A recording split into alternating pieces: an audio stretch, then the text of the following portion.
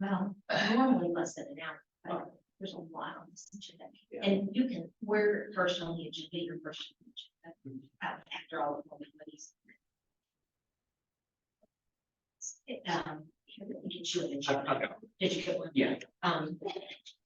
So you can see there's a lot of the agenda. They normally last less than an hour, but This, this is much longer than our normal agenda. well, it might be nice to just. Where do you live, Peter? I don't see.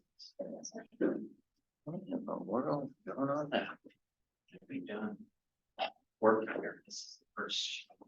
my Yeah, first we chance. work with Cheryl. On another. That was the problem.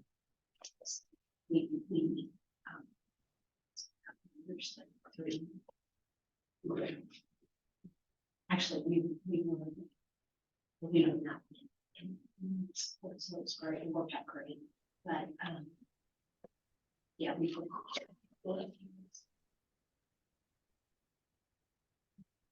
Sure. Morning, guys. Hi, Cheryl. Hey, Cheryl. Glad you made it, Peter.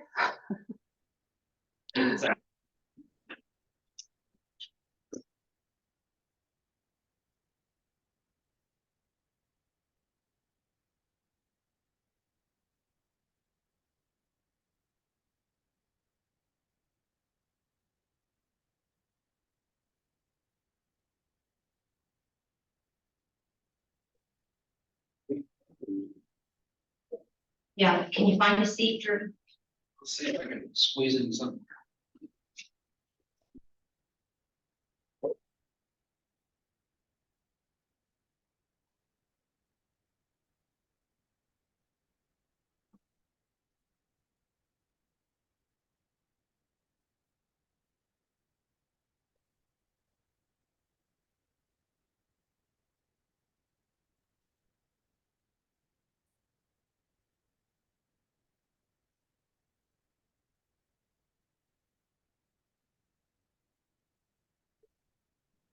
Good.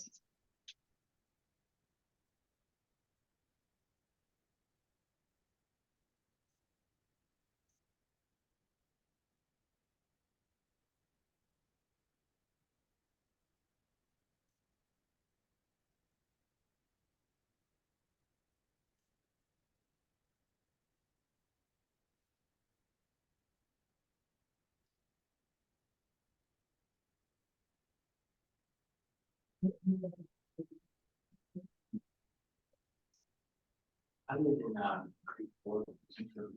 Yeah. Yeah. Yeah.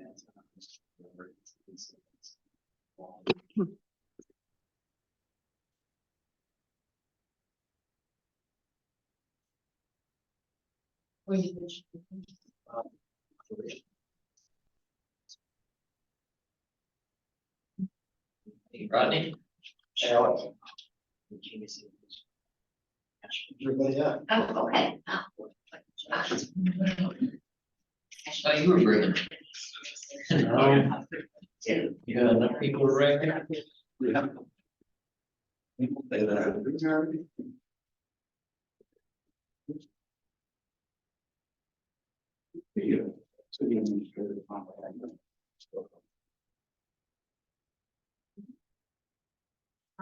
Hello. There's nothing on the KU, there's no. Camera. No, I treated you. I wish I was kidding. no. Well, people look like it. I think more than China. Up here.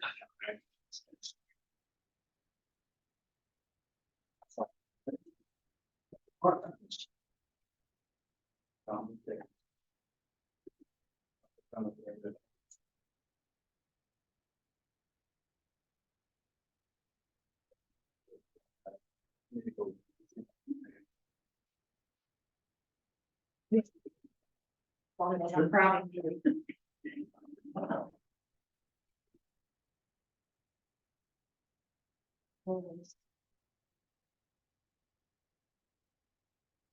pointing at me. I'm not pointing at you.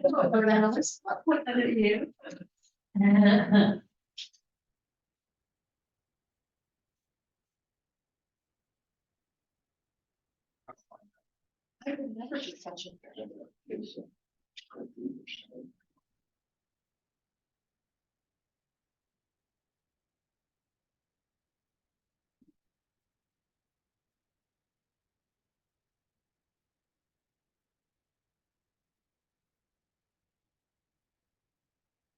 How many do I have to call? For 6. You count? No. Oh, Brian.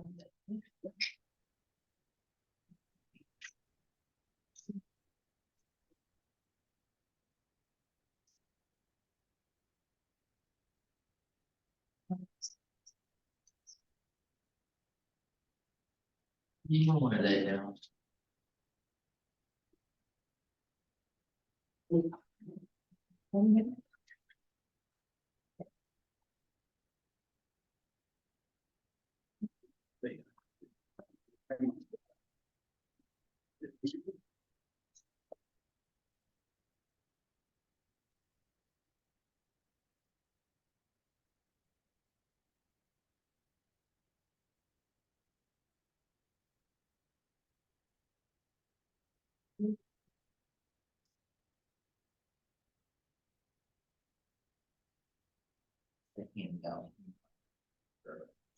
Okay, so both of these go down.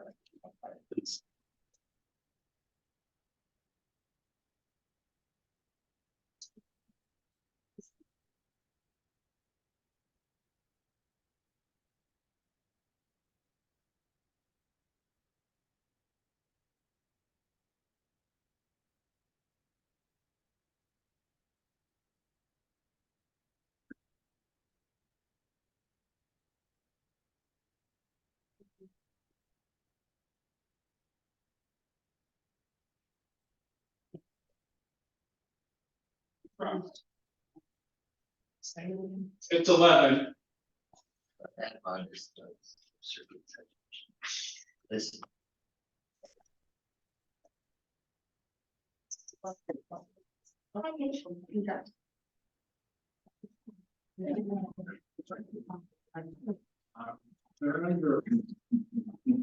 Things are moving out there. Yes, they're moving. Some moving faster than I want. Is that the way it is? Yeah.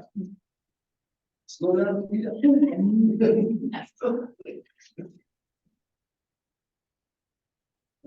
Now what you do, build out there.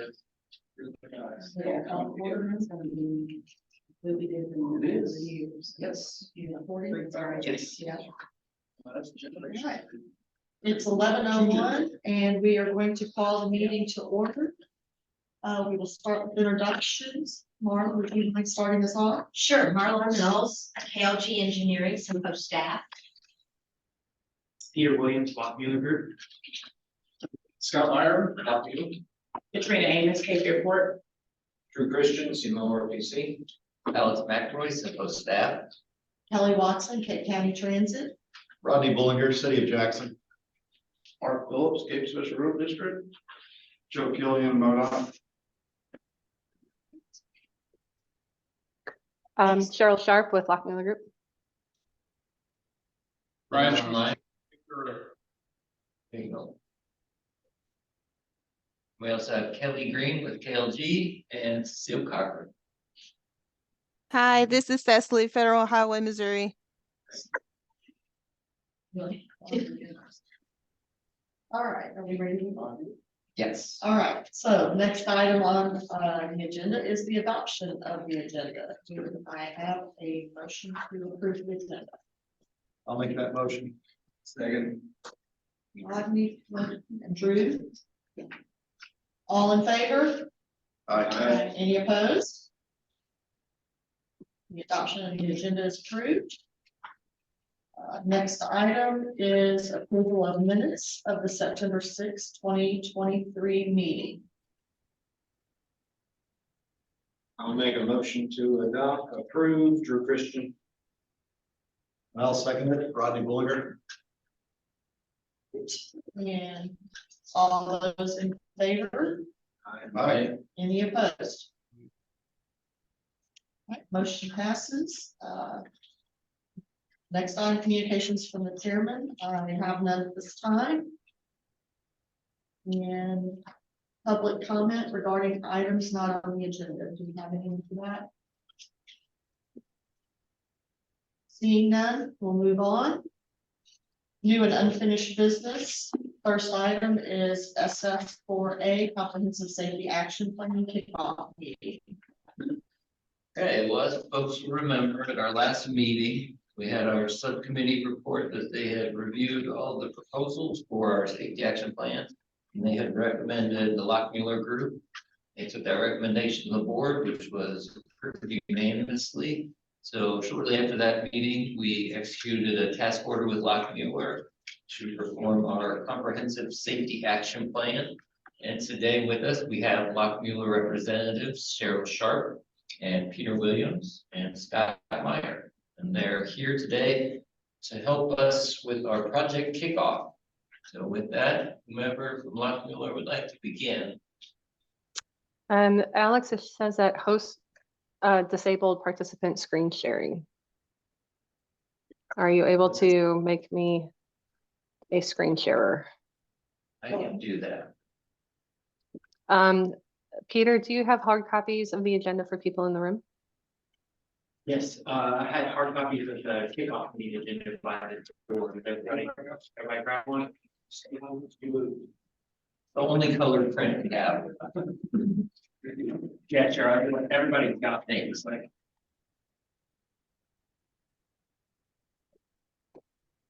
Right.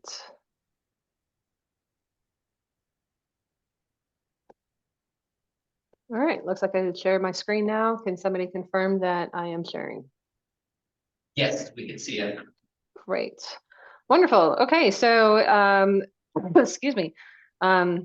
I was sick a few weeks ago and I'm still fighting the cough from it, so I apologize for all the coughing. So hi everybody. My name is Cheryl Sharp. I'm the traffic engineering and planning division manager at Lockmuir Group, and we're very excited to kick this off with you all today.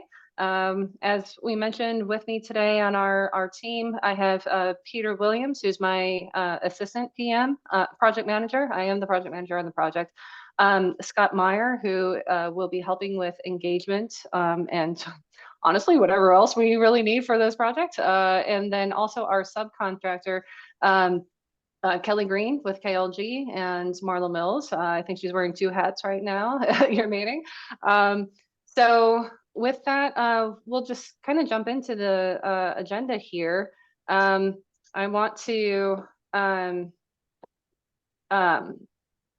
sorry, got distracted by themes pop up. Hopefully you all can't see that.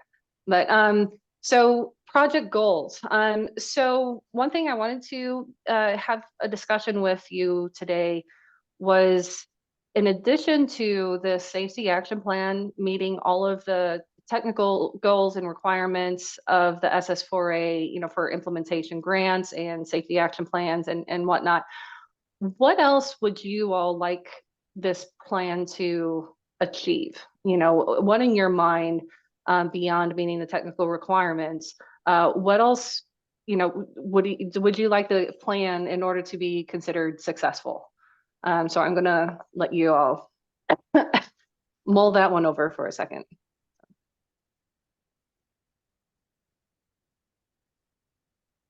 Cheryl and I had kind of discussed this as well.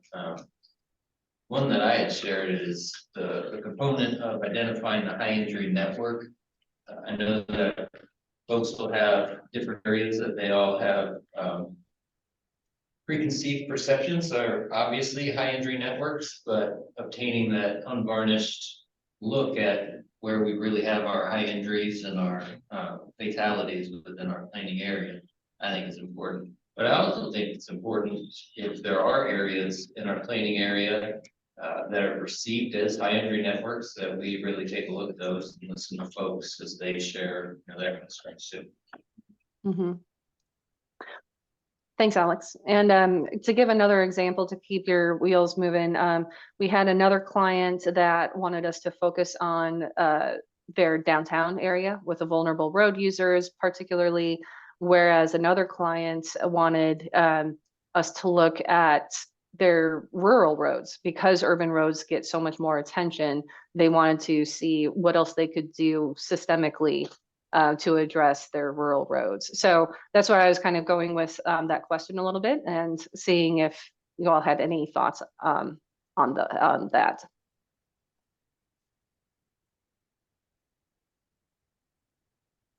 But somewhat historical context, I know that in the city of Cape Girardeau, Broadway is a consistent theme that comes up with the speed in which vehicles travel. We had attempted kind of a low-cost traffic calming solution with breakaway pedestrian signs. I think with mixed results from that. 74 has also been kind of reviewed and scrutinized for the lack of pedestrian access for north-south mobility. I think those are two areas that we'll probably hear about from folks as we go out in the public. Alex, I echo that. I think, you know, downtown and our state highways are really the main areas where we have the most concern for safety. Certainly Kings Highway, we've seen people just kind of wandering across the highway, and certainly 74 as well. And then, like you said, downtown, we have heavy pedestrian traffic at certain times. And so, and we are getting, you know, feedback from business owners in that area. They expressed the desire to explore more safety improvements.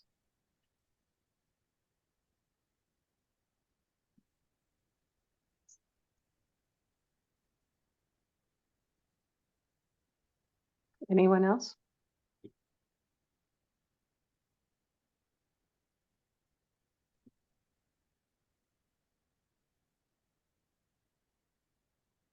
Well, I'll keep moving on, but if you do have any other thoughts that you'd like to add regarding that, please bring them up anytime during this meeting, because it might come to you as we go through our scope of work or talking about engagement or something. So please feel free to speak up. So, all right, so I want to go over a summary of our scope of work so you all really understand, you know, what we'll be doing for you here and what the end product will be. So, so with that,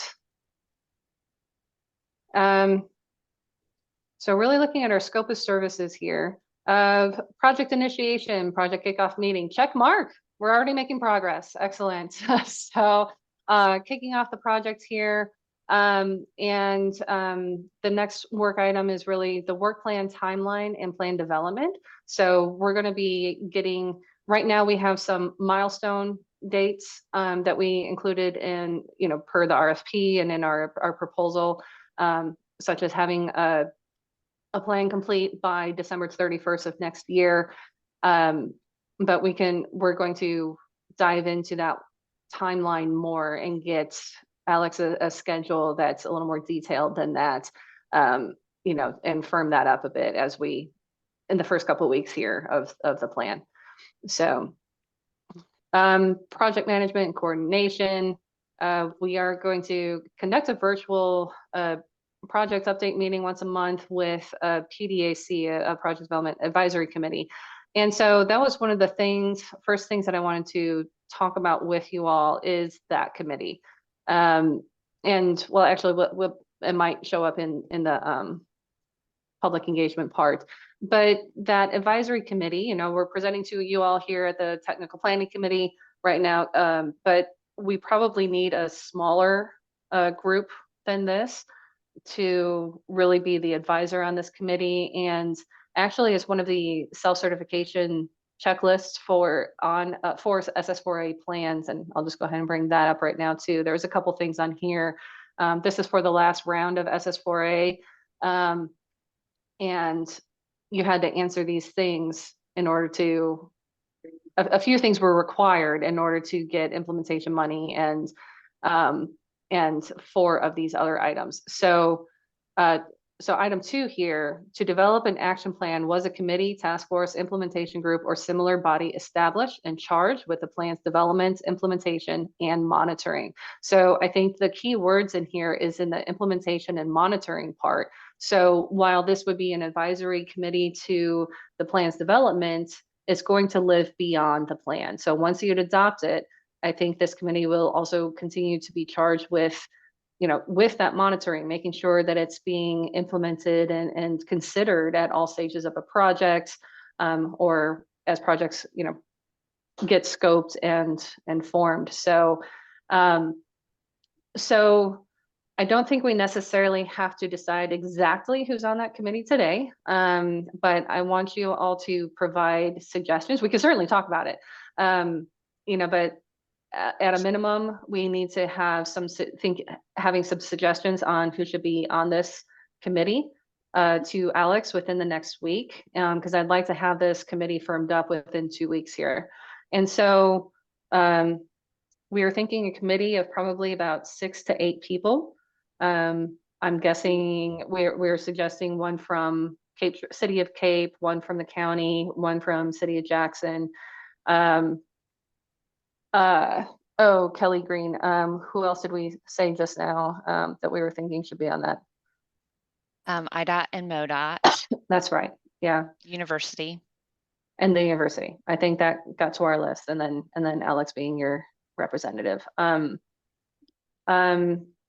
So any thoughts on the action plan committee right now? One thing we might try is if you send me the list of the representatives that you think would be best served on the committee, I'll send invites to members of those agencies as a volunteer to be on the committee. And then potentially our next meeting, we may call and tell some people that it'd be great if they served on the committee. We don't get responses. Okay. Yep, we can provide you that list. I think the other one we were thinking of is having a bike ped representative, making sure that we're thinking of those vulnerable road users. So, Yes. So that was really one of the main things I wanted to touch on during the advisory committee discussion here. So, QAQC, stakeholder and public engagement program. We will, and Kelly will be talking about this in a minute, but we'll have a public engagement plan right now. She's going to start fleshing out details about that engagement plan, and we'll provide that to Alex by the end of the month, more details on that. But in addition to the open houses, we were anticipating doing a few stakeholder interviews and or focus groups, but probably more on the smaller stakeholder interview level, as well as an online survey and mapping tool. So that's really the bones of it, and we'll be fleshing out the details on that.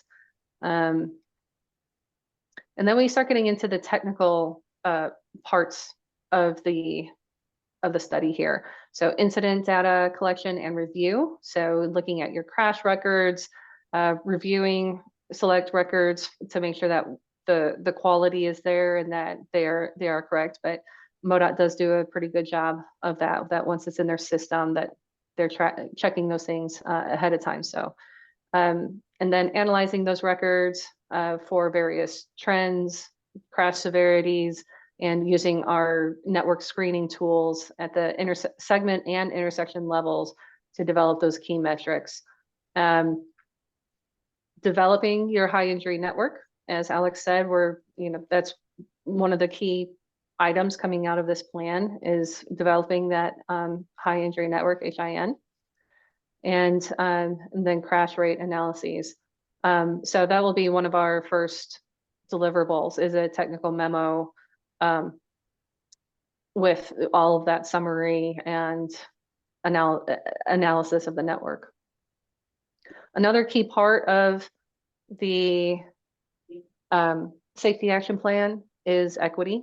And so we will develop equitable target areas and utilize the USDOT's Explorer tool, EJ Screen, to make sure that our solutions and recommendations and prioritized projects make sure that there is an equity component to those recommendations. That will be another technical memo that we're submitting. Looking at climate change, sustainability, and economic competitiveness, looking at VMT reduction, vehicle miles traveled reduction strategies, and then we're getting into a dashboard and toolkit. So this dashboard, and I might turn it over to Peter as he is the expert on this dashboard, but it's really creating and hosting using ArcGIS to create probably a story map for you all. And that story map, actually, Peter, I am just going to turn it over to you. He's created several of these. And so Peter, go ahead and take the stage.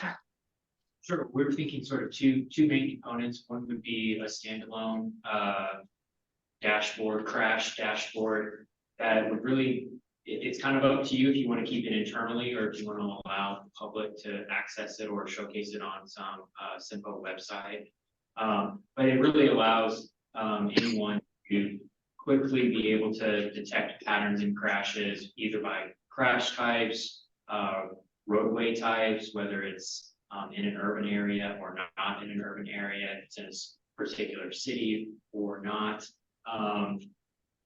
We can cut the crashes by timeframes. So there's all sorts of things to do that we can add to it. It's all going to be based on a map and chart, so it's easy to use visually, appealing. And then the second part of it would be a kind of like a web-based complementary piece to your actual safety action plan. So as we develop these technical memos, we'll be able to fill out this website as it goes. And at the end, you'll not only have a final safety action plan physical copy report, but you'll have a separate kind of web-based report as well. That's, again, a little bit more interactive. All the maps involved will be interactive maps instead of the static maps. The dashboard will be included in that too. And that's through GIS. It's all built on an S3 ArcGIS platform. Yeah. Excellent. So what is your gut reaction as to whether that would be more for internal, like for SEMPO's use? Because I know sometimes safety data can start to get hairy out in the wild if the public gets it, because you start getting into privacy concerns sometimes. So any initial thoughts as to whether this is going to be more of a public facing site or more for the cities and your organization's uses?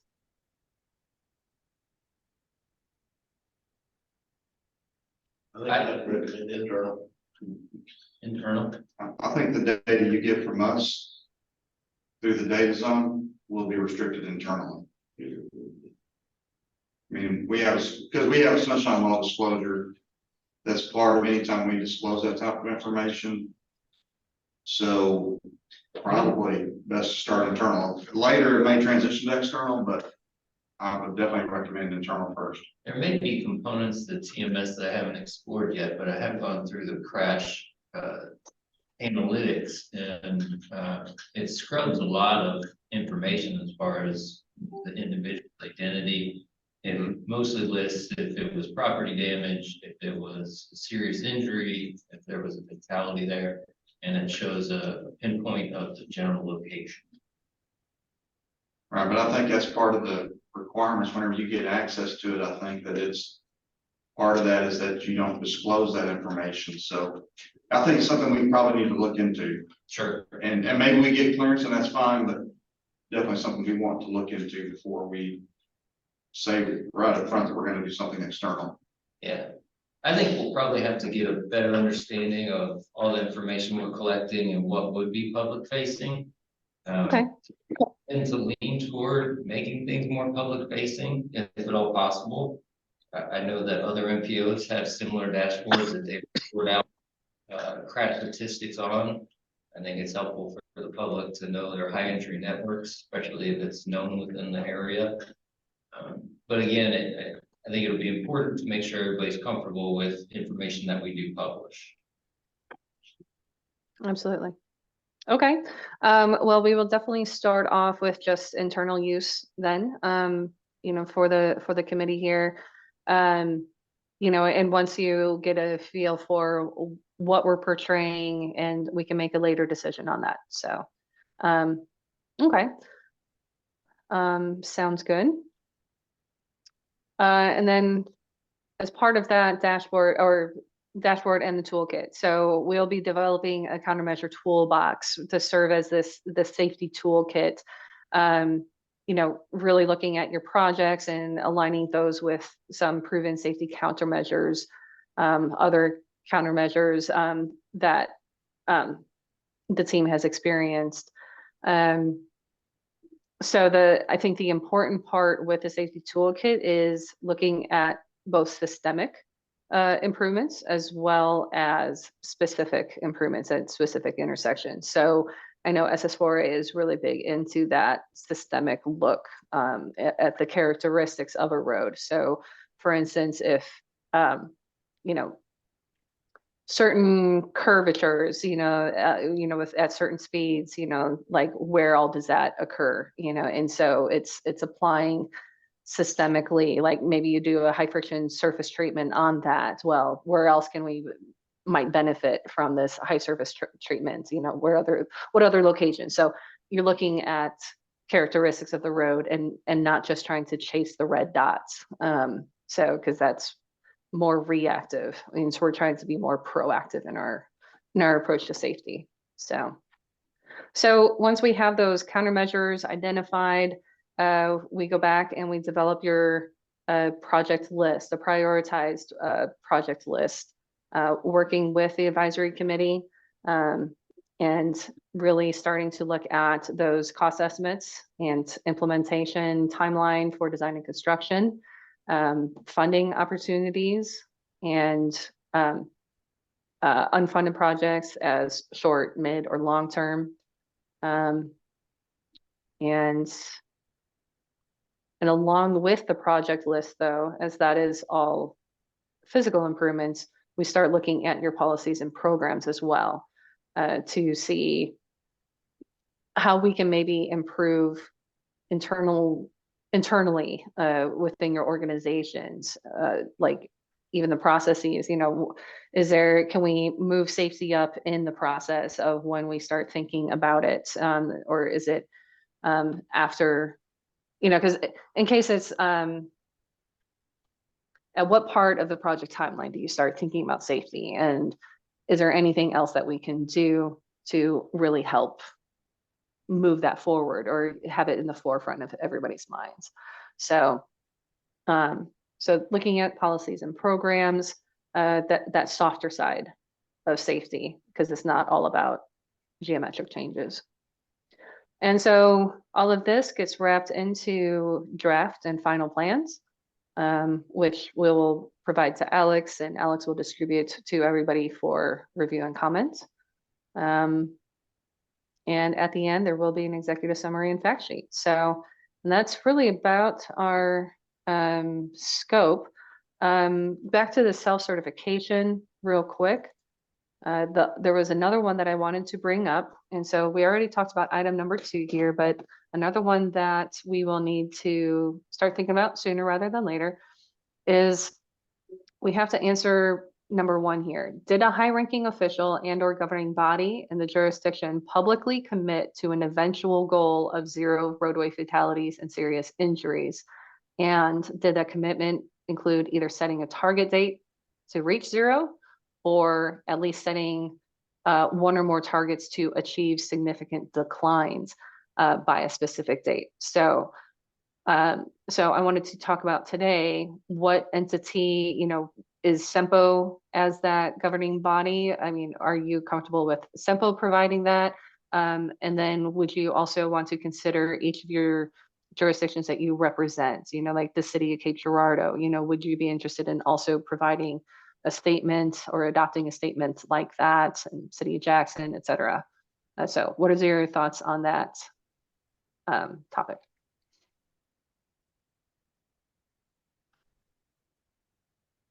Well, SEMPO supports MoDOT's performance measure targets, which I think include, I don't know if it's zero, but a reduction in roadway fatalities. Certainly the city of Cape Girardeau, we could talk with the city manager's office and see if they'd be interested in having the council pass a resolution if that would help. But I'm wondering if we're already covered under our performance measure targets. I can look into that. I know we've been encouraging them just to, we've been encouraging our clients to make a statement just as honestly, just as a refresher, even, like reminder that we are, trying what we're trying to achieve here.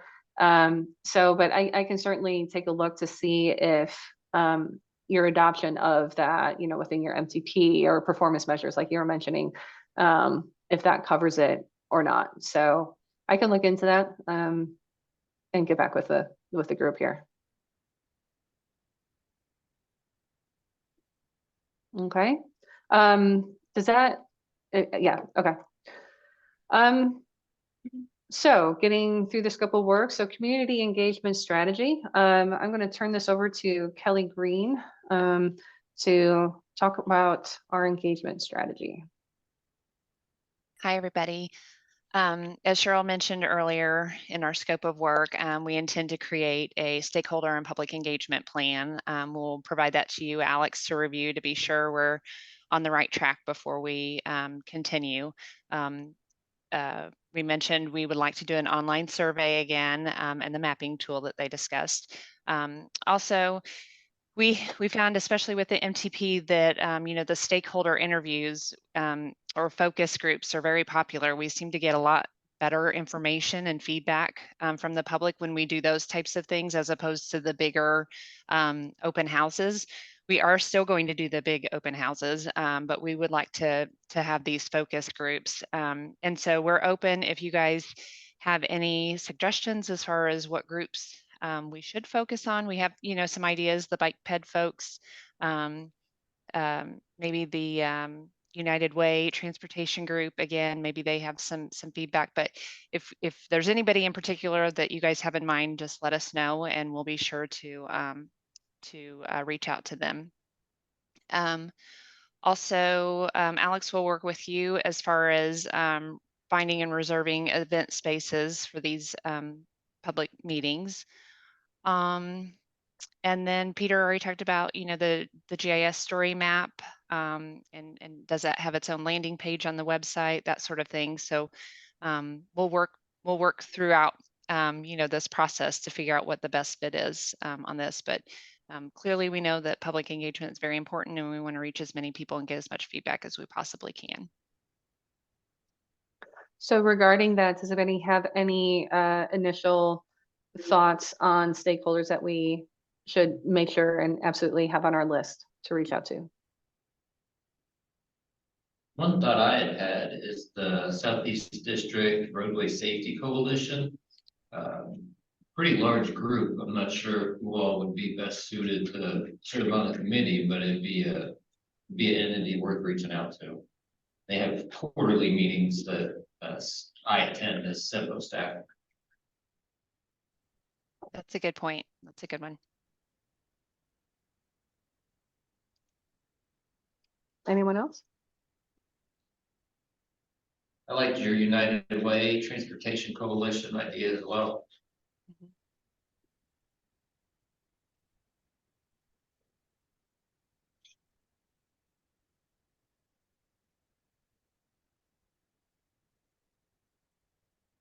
Does this plan include transit? So Cape County Transit, that includes it? You'd think if you're also looking at countermeasures, getting more people to ride transit rather than pedestrian places might be worthwhile. I did think about transit. I just know we've just come off of the transit plan and I didn't want to bug them too much, but yeah, we can definitely reach out to Kelly about some of those things. Sounding wore out over here. And maybe the needs you've already had may take care of it. You already talked safety, it's. Well, and I think the United Way Transportation Group has a good hold on, the transit issues as well. So it might kind of overlap there a bit. Yeah, only did twice.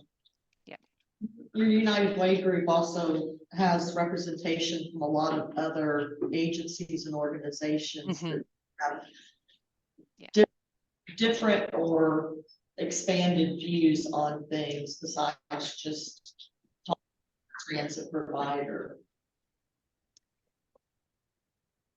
Yeah, they were really good. We got a lot of information from them as far as like the elderly and mobility issues and those kinds of organizations that focus on those groups. So. Well,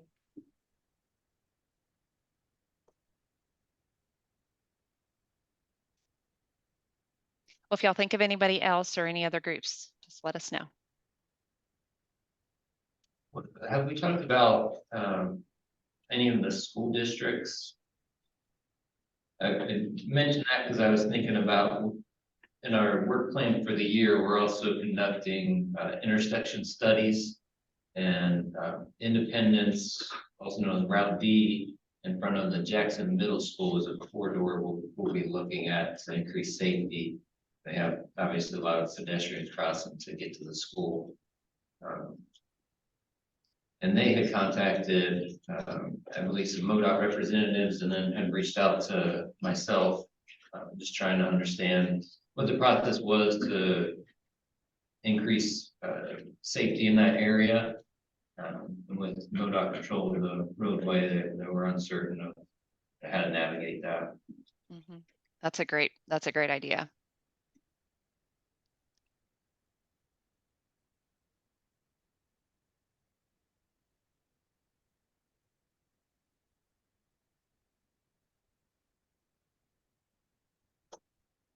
Okay. Well, that certainly gets our list started there, and so we can move and start to formulate our stakeholders groups then. So, so moving on to item number 5 then, challenges and opportunities. And so kind of getting a little bit back at the project goals here, now that you've, heard what the project and our scope and thinking about our engagement and everything. So what else should we know? What are some of those key issues that you find are challenges in the community that we really need to hit on in this plan? Or things that you want to bring to our attention now to be like, hey, I heard about a problem over at this or something. What should we know about that you can provide us with your local experience here?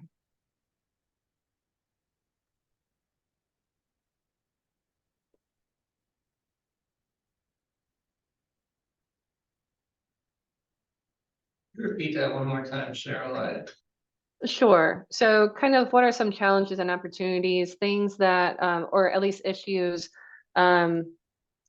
safety issues that you might have in mind that we should keep an eye out for as we're doing our analysis or something like that? Is there anything that we need to be on the lookout for that you know of that are red flags already?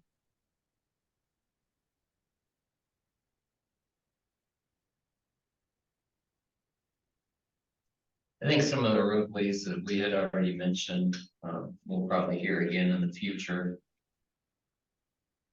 Some of my concerns are we'll be able to identify a lot of different high injury networks that have very high cost solutions. So I'm hopeful that we'll be able to find some more easily implementable, lower cost solutions for, not necessarily a long-term fix, but some reprieve in a shorter term.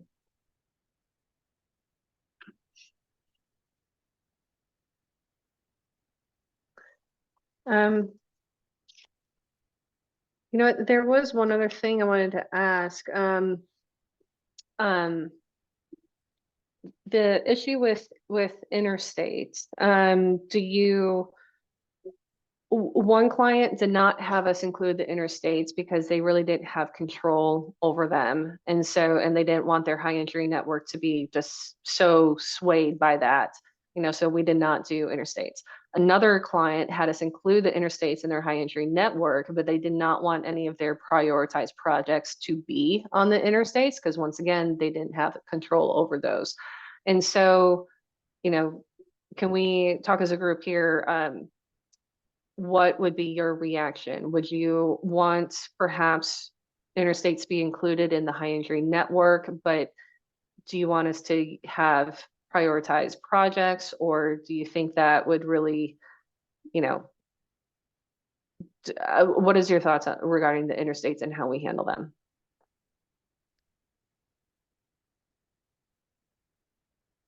My initial thought is, I'd like to have a better understanding about the relationship between SEMPO and the performance targets that we historically have approved, as in the PM1, PM2, and PM3.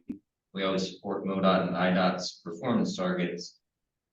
If we were to then build our own targets, would we have to then establish a long-term zero vision based on the experience within our MPO and no longer be eligible to just support MoDOT targets?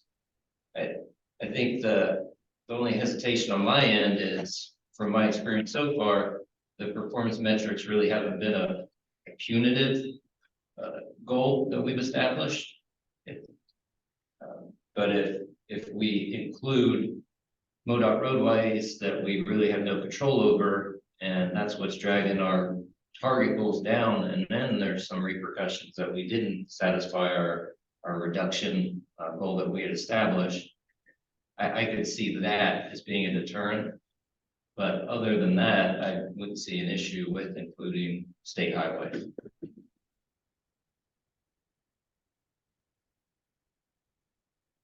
If that makes sense. Yeah, I would, I guess I would be a little bit concerned if you don't include them. I mean, we don't have any control over them, but if there is something that needs to be done on one of them, having it included in the plan could help encourage MoDOT or establish some justification for why we think we need something done. But yeah, I do see the other side. If we don't have any control over it, what are we supposed to do about it? Right. I guess I'd be curious, I don't know exactly what the whole planning process would entail for it. I mean, I guess it's possible that the interstate, at least currently, doesn't necessarily skew the numbers much. It may just, kind of match everything else. But if it did, strongly skew, would it be possible to, here's your high injury network, including the interstate, and then here it is, we remove it. That way we kind of have both. Yeah, I think that's possible. And I understand that we haven't really given you any information to, react to yet here. So, so we could always table this conversation as well until we do find out more information. And I think it's probably worth at least doing the high injury network with the interstates to see where we sit, and then have in the back, bring this up at a later date, to have a more informed discussion. But I just kind of want to throw that out there and seeing if anybody had any concerns or anything that we need to talk about this at this time. So great points, though. I appreciate your all your comments on that right now. So excellent. Okay. Moving on to just a couple of housekeeping things about how the project is going to be run. I am as mentioned, I'm the PM on this, and so any communications on this project are going to include both Alex and me on this. I would also appreciate, as I mentioned, Peter Williams is my assistant PM on this. So if we could also include him on these communications, that would be appreciated. Deliverable process, we will be delivering everything through Alex. He'll be distributing it to you all for review. And then all your comments are, once again, you're going through your gatekeeper there of Alex. So, everything should be going between him and I. Otherwise, we may not know if that's official comments or if they're repeat comments or whatnot. So, and finally, a request for information. We're starting to pull that together. It's just background things such as GIS files, various planning documents, things like that. So we're pulling a memo together, and we'll be sending that over to Alex probably within the next week or so. As mentioned, the schedule, we have those milestone dates and make sure that the plan is complete by the end of the year next year. We will certainly accelerate the schedule if possible, because you never know when that next NOFO is coming. As soon as you think that they're on a yearly schedule, all of a sudden it's a 9-month schedule. So, we are aware, that we'll want this. We won't. I don't think we'll have this ready in time for the next NOFO, but we will be, which is probably going to be March or April next year. But we will certainly be ready for the one after that. And then action items and next steps. We're ready to dive in. We're excited. We're thankful for the selection and your confidence in our team. We're looking forward to getting this plan, getting going on it. So we're going to dive in, get you that detailed schedule and the public engagement plan, and start working on the technical side of things. So any questions for us then from anybody?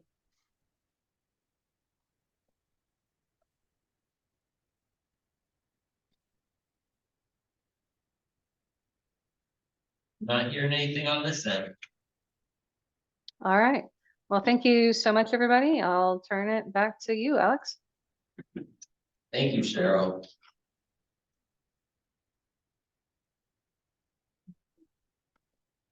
Yeah. Next item under new and unfinished business is 2024-2027 Transportation Improvement Plan Amendment number 2. Okay, this one is for the Sunset Drive Bridge. That was the project that Jackson had put in for through the BRO program. Within the amendment, we had $568,750 in FY24 and FHWA and local funds. And real quick, Rodney, you had asked that I amended to say Sunset Drive, I think it is. It's not reflected here, but I did make that change. It's online. It's on the official. Okay, very good. Thank you. And Drew, I'll have to circle back with you on actual number, you and Joe. It's either 2 or 3. I submitted our last one as 3, and Mike making changes to 2 with the cover letters. We'll talk about like, yeah, whatever works.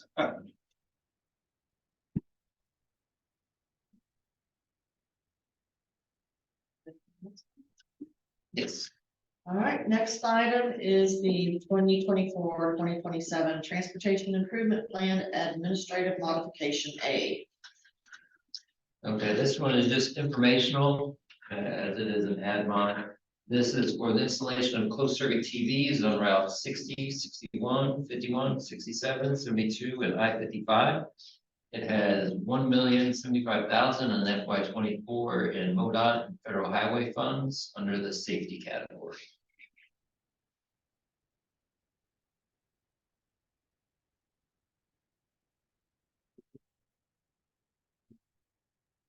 Oh, yes, we have a motion for amendment 2. Oh. Oh, change it bounced. Okay. I don't think we have. Sorry. It's back up. Should be that. Oh, okay, good. We'll come back and then she can help us with that one over the finish line. Okay. We can have that one. What do you need it on this amendment? The add mod as well. No, that mod actually won't need it, but the other Just one need should. approval. I'll take a first and second on each. Okay. All right. So is there any further discussion on item C, the add mod for the 2024-2027 tip? Then we will move on to the MoDOT and IDOT 2024 safety performance targets. This is your one pager handout. Should look fairly familiar. We've done these the past several years. This is MoDOT and IDOT safety performance metrics for FY 24. They're due to the states by February 27th. So we're a little bit ahead of the curve, but they already established them and provided them to NPOs, so I put them on our agenda. Again, metrics are targets that are based on 0 by 2030 for fatality reductions, or also 0 by 2040 for serious injury reductions. It considers a 1% vehicle miles traveled increase and non-motorized reduction based on overall fatality and serious injury reductions. I'll let folks move over the numbers at their leisure. You can see in 24, all the metrics are decreasing slightly. For both MoDOT and IDOT.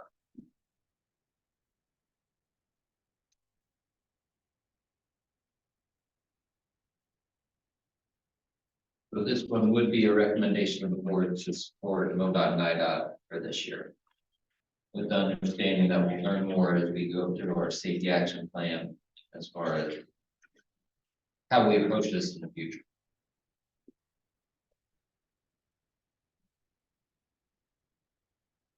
I'll make a motion through. Second, Mark. All those in favor? Aye. Aye. Any opposed? So we're now going to circle back to item B. Yes. We need what, a recommendation? Yeah, take a motion to recommend to the board. Yeah. That. We have a motion to recommend to the board. So moved. Mark. Thank you. Second, Rodney. Thank you. All those in favor? Aye. Any opposed? Motion passes. All right, now we will move down to item E, SEMPO Region Trail Connection Study. Flying through this agenda now, aren't we? We had our first kickoff meeting with our subcommittee yesterday. The subcommittee again is comprised of Anna Bergmark, who is a former city engineer, now a very well-informed citizen who's agreed to continue on. We also have Parks and Rec rep from Jackson, Jason Light, and then Kate Porro and Ryan Shrimpton from the city of Cape Girardeau. Our kickoff meeting was mostly me soliciting their guidance on how we'd like to approach it, what are the best steps to move forward. The group was in favor of issuing a formal RFP or RFQ for the consultant work. So my homework from our meeting was I'll draft something up and they'll provide me guidance on where they'd like to see any amendments. And then we should be ready for releasing it within the next month or so.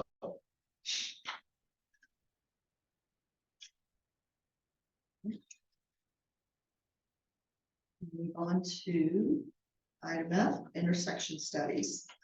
And folks will remember from last week, during our discussions about how we would like to approach the project, the group was more in favor of establishing a steering committee to review the general service agreements we have. They had done that and made a recommendation of CPB transportation engineers and planners. So they instructed me to reach out to them to see if we can negotiate a task order for the work. More on that one in the near future. Thank you. Our next item, GIS audit. I believe we have some maps pending now. The SEMO Regional Planning Commission had onboarded a new staff member that they had tasked with generating maps for us. So I'll let folks know once we get those posted online. I went through and reviewed the maps that she had right now. There were a few changes that I asked her to make. She was out sick for a bit and I wasn't able, she was in a meeting this morning when I left. So I don't know where those revisions are. They weren't anything too major. So I would think the next couple of days we'll have the cleaned up drafts to you for you to review. And then Perfect. Gonna make a landing page for those. All right, next item is tip tool selection. Okay, we have a draft RFP that we're gonna be issuing. Drew's gonna be helping me with the vendor selection. And Joe, I don't know if he remembers or not, but also agreed to help with vendor selection in our last meeting. So more to come on that. Once we issue the RFP, I'll let folks know.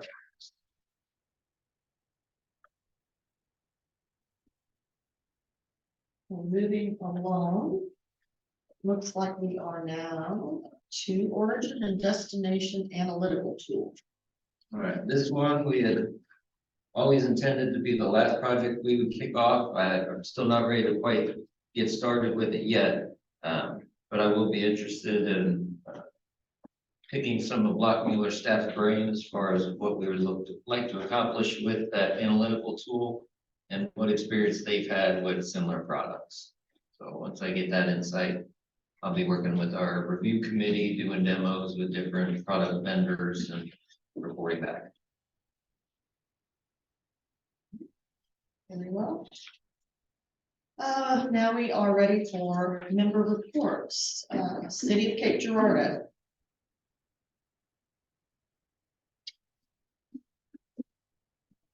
They would. Ryan, Brian, we're missing Jake today. Did he provide you any type of report?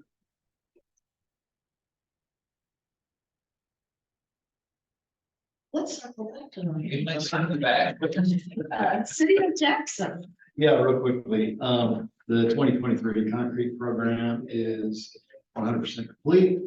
The asphalt program is just finishing up. There's just some work to be done on North Missouri Street next to City Hall, and then that will be done.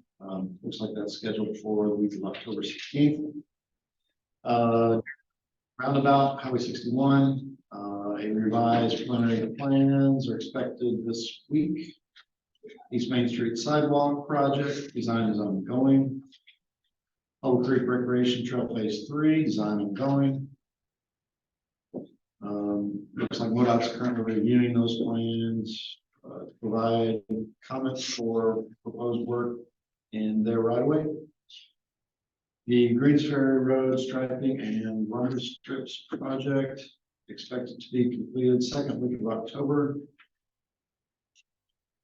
Pavement preservation project, pre-construction meeting scheduled. Looks like last week, so I'm not sure where that's at this week. And a parking lot sealing project for various public parking lots. Pre-construction meeting scheduled this week. That's all I have. Thank you. Thank you. If I can start city or county. Cape Special Road District. Yeah, we recently completed the County Road 657 bridge replacement project this month town, just kind of parallel with 177. We got it seeded last week and it's 100% done. We are out reseeding and mulching today on the Hopper Road bridge replacement project. It'll be complete as well. That's all I have. Thank you. Cape Transit, that's me. We are going to be participating this Friday at Project Hope here at the Osage Center. That's an event that has a variety of services available to the community. We'll be there representing transit. We'll also probably be working on recruiting. It's a continuing ongoing theme. We're still short drivers. I would say somewhere in the neighborhood of 7 to 10. And we are working on some recruitment efforts for that. We are looking at some bids for some additional replacement vehicles. And we are also, the month of October is reporting month for all things federal. So I will be working on our annual federal financial reports and milestone progress reports, as well as our national transit database reporting. I think that's it for now. Airport. We're plugging away on all the projects we currently have in the works. Terminal is moving along just fine. T hangers, we're still in the design phase on certain portions of the taxi lane connectors, but it's moving along pretty well. And I've been coordinating with the FAA, and it looks like taxiways Echo and Delta, we are going to reconstruct them beginning. We're going to start design in December of this year. And if all goes well, we'll be putting them out to bid around June or July. So there'll be complete reconstructions of both taxiways. Is that the same length with everything? So there may be some changes to the width. It depends on our aircraft design group. So we're working through that now, but I don't anticipate very many changes. It will also affect taxiway Foxtrot because it is, right now it has direct access to an active runway, and they've changed the guidance on that. We will have to kind of shift it a little bit. So 3 taxiways will be affected in the next year. Thank you. SEMO RPC. Finished up the amendments on the end mod, so. Now that we've got a lot going on other than the tip tool. Looking at the new vendors for that. And the GIS audit that Danny touched on already. Okay, thank you. Boot Hill RPC.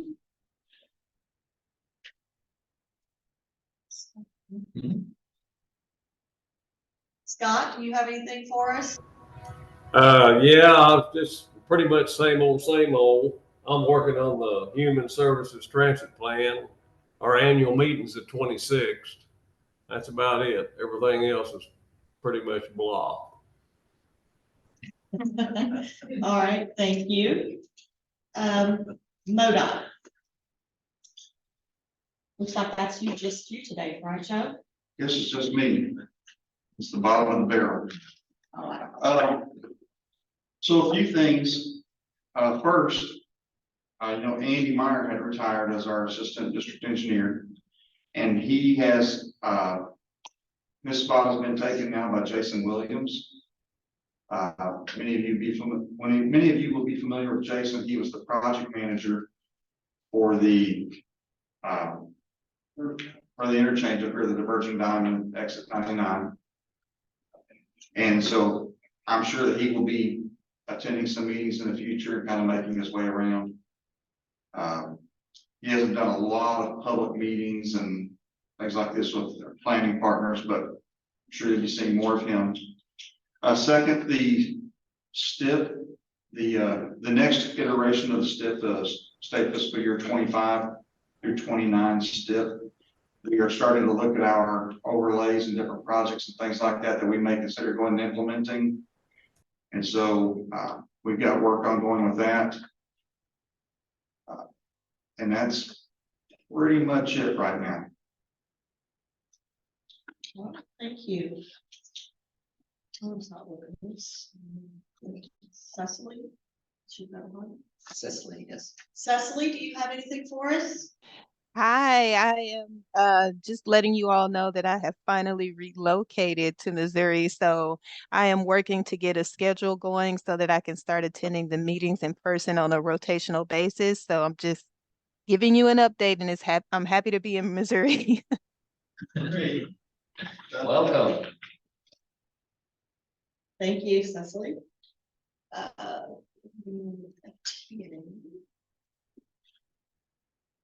Ryan, are you with us? He may have gotten pulled on a phone call. First, I think Ryan had to step away, so we will have to forego the report in the city of Canapolis. I can check with Jake Jar, the city engineer, to see if he has a list of updates that we include in the minutes. Okay. Staff report is the next item on our agenda. Nothing else from me. All right. Do we have any other business or communications at this time? Hearing none, I will ask for a motion for adjournment then. So moved, Rodney. Second, Drew. Thank you, Drew. All those in favor? Aye. Any opposed? Meeting is now adjourned. Thank you all.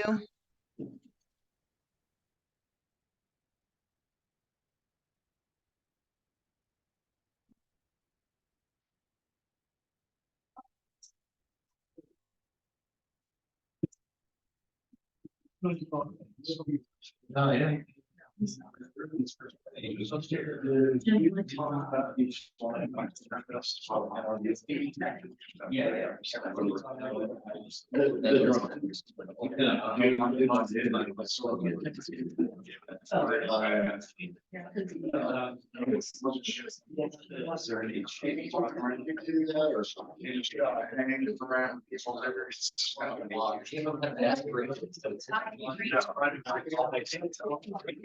That's what you're saying. Spirits why.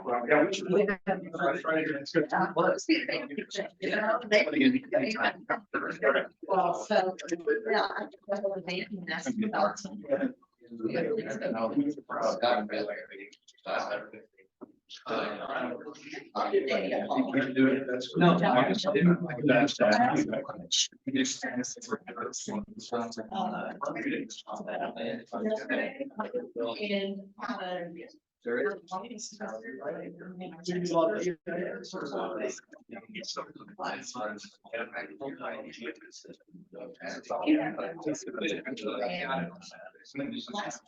You play that.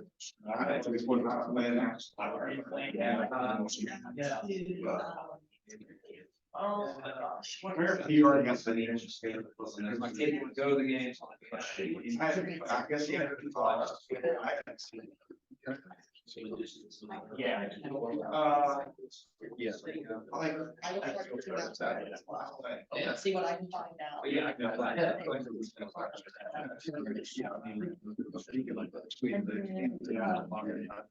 On this PDS. This. One of those.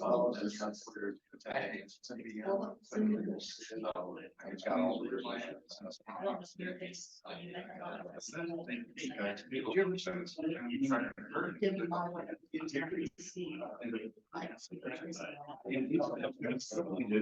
What's the time?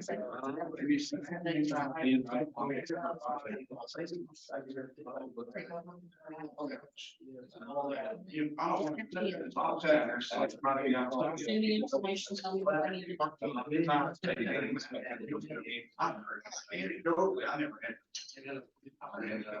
Yes, I mean, other.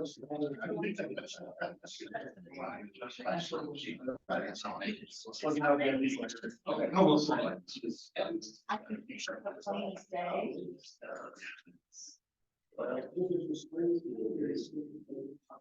Oh, you know. Lindsay. I worked for them when I first came to this. I was an engineer. Engineering service. Yeah. Back to me. And Karen was. And me, they didn't get along approach.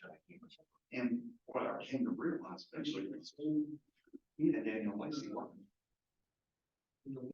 Daniel Lacey, he'd been a long time technician, maybe even a designer. I don't know if everybody's a designer.